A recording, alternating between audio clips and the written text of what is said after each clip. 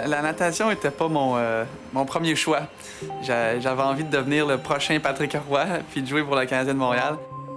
Ma mère a dit « C'est un super bel objectif, ça, Benoît. » Elle m'a dit « Peut-être que tu vas avoir la difficulté à patiner à cause de ton pied. » Alors là, mes parents, ils m'amènent au Canadian Tire et ils m'achètent mes premiers patins à l'âge de 6 ans et puis ils m'amènent à la patinoire municipale à Saint-Hubert où j'ai grandi. Et ça m'a pris 2 minutes pour réaliser que ma mère avait raison. La natation est arrivée par coïncidence. À l'âge de 8 ans, on recevait à l'époque un journal hebdomadaire, un journal gratuit. En jouant sur le balcon, je tombe sur la page couverture et c'était mon meilleur ami, Stéphane, avec une médaille d'argent autour de son cou qu'il avait remporté aux Jeux du Québec en natation. 48 heures plus tard, je regarde la télévision et c'était les Jeux olympiques de Barcelone et Mark Tewksbury remporte la médaille d'or, la dernière médaille d'or qu'on a remportée.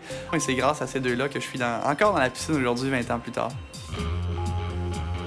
Moi, le Club La Médaille d'Or a fait une différence dans ma carrière.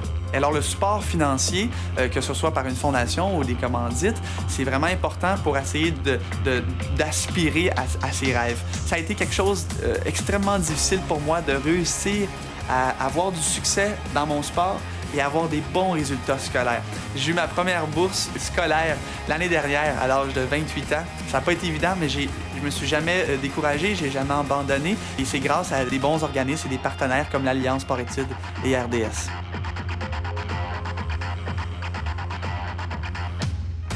J'essaie de faire des conférences dans les écoles, d'aller voir les jeunes. Et le message clé, c'est simple. C'est important d'avoir un rêve, d'y croire et au quotidien de se fixer des objectifs à court, moyen et long terme.